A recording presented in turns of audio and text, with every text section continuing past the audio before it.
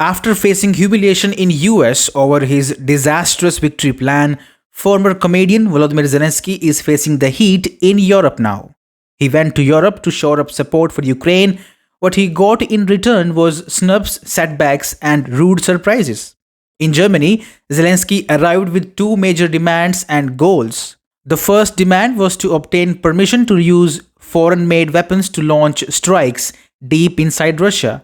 The other demand was to fast track Kyiv's accession into NATO. German tabloid Bild reported that the outcome of Zelensky's visit turned out to be pretty poor, saying that the two Ukrainian demands fell on deaf ears in Berlin. While the chancellor did not definitely say no, there was no positive response from him either, the article said. It must be noted that Germany has still not delivered long-range Taurus missiles to Ukraine, which can hit targets as far as 500 kilometers away. Despite pressure from Ukraine, Chancellor Olaf Scholz has so far refused to oblige, citing escalation concerns and arguing that the deliveries would only be tenable if Berlin could decide the targets itself, which would make it a direct participant in the war. Not just that, during Zelensky's visit, Berlin also declared it no longer had more military hardware to offer to Ukraine beyond what has already been pledged. Bild reported on October 13th that officials in the German Defense Ministry believed Ukraine was not capable of launching an offensive to liberate its own territory in the near future.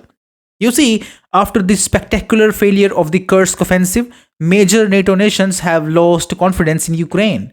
According to Bild, Germany has also refused to send heavy weapons to Ukraine now. It means Ukraine will no longer get tanks, infantry fighting vehicles, armored personnel carriers, self-propelled howitzers, and similar hardware from Germany. This is huge.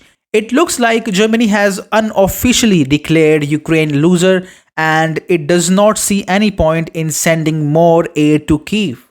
Since the escalation of the conflict 2 years back, Germany has offered Ukraine with $5.7 billion in military aid, including Leopard tanks and other heavy equipment. In August this year, Germany media reported that the government would stop new shipments to Kyiv in a bid to reduce spending. However, both Kyiv and Berlin had denied the claim back then.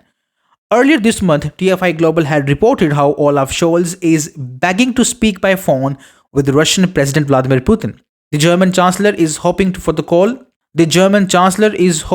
call to take place ahead of the G20 meeting in Brazil in mid-November. In March, he implied he now misses those phone calls with Putin. He said, "Our last phone call was in December 2 years back. Before that, we used to speak more frequently." You see, Scholz looks really desperate to bury the hatchet with Putin. He looks so willing to end the war in Ukraine now that he might want to himself lead a white flag rally to Moscow from Berlin.